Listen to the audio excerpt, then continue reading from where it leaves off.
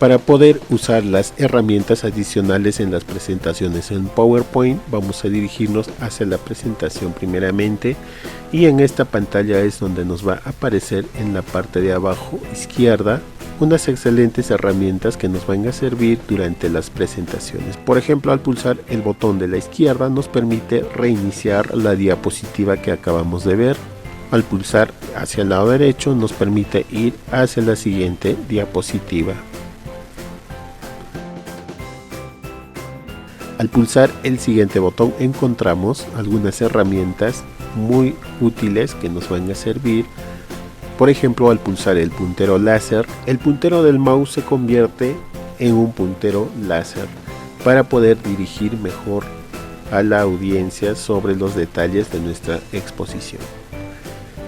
En la siguiente herramienta tenemos la herramienta pluma, en la que podemos marcar o escribir a mano alzada para poder marcar algunas palabras, y en la siguiente encontramos marcador, con el que vamos a poder hacer algún resaltado en algún texto, o también podremos cambiarle de color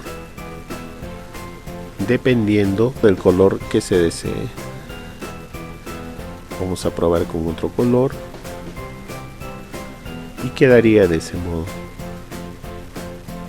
Sigamos viendo más elementos. Vamos a utilizar la herramienta borrador, con el que vamos a poder borrar las marcas que hemos hecho, o de lo contrario, yendo hacia la misma opción, podremos borrar todas las marcas de una sola vez.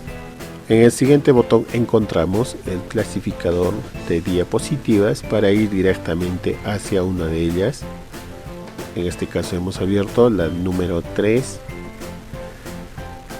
En el siguiente botón encontramos una lupa, la cual nos va a permitir ampliar un sector definido, incluso cuando aún no había terminado la animación del texto, como podemos ver. Así que vamos a poder mostrar mejor algunos detalles a la audiencia, y para poder salir solamente damos clic derecho